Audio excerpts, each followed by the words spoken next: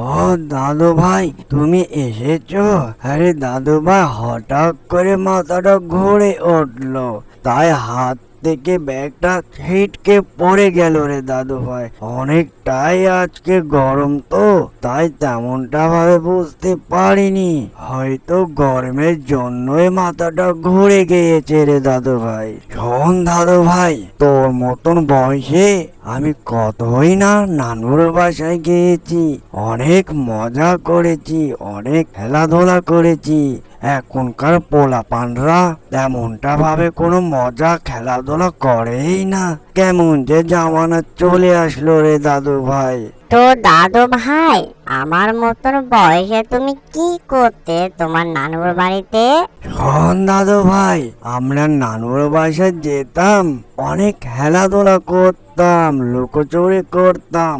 লেখাপড়া কি জিনিস সেটা বুঝতাম না রে দাদু ভাই। তোদের মতন বয়সে কতই না মজা করেছি। এখনকার পোলাপানরা খেলাধুলা সম্পর্কে কিছু বলতেই পারবে না। এই যে চাচা, তোমরা দাদু ভাই আর তুমি মিলে কি এত মনোযোগ সহকারে গল্প করো? আমাকেও কিছু বলো, আমিও তোমাদের সঙ্গে অংশীদার হই। আরে করিম মিয়া, কি আর গল্প বলবো? আমরা ছোটবেলায় কতই না নানুর বাসায় গিয়েছি, তাই আমার দাদু ভাইকে এগুলো শোনাচ্ছি আর বলছি তোদের মতন বয়সে কতই না মজা খেলাধুলা করেছি। এখনকার পোলাপানরা তেমনটা ভাবে কোনো খেলাধুলা করতেই পারে না, শুধু পড়াশোনায় ব্যস্ততা থাকে, তাই না করিম মিয়া? হ্যাঁ চাচা, তুমি ঠিকই বলেছ। এখনকার পোলাপানরা সব সময় পড়াশোনা নিয়েই ব্যস্ত থাকে। আমরাও চাচা অনেকটাই মজা করেছি ছোটবেলায়। এখন এগুলো কথাগুলো মনে পড়লে অনেকটাই খারাপ লাগে।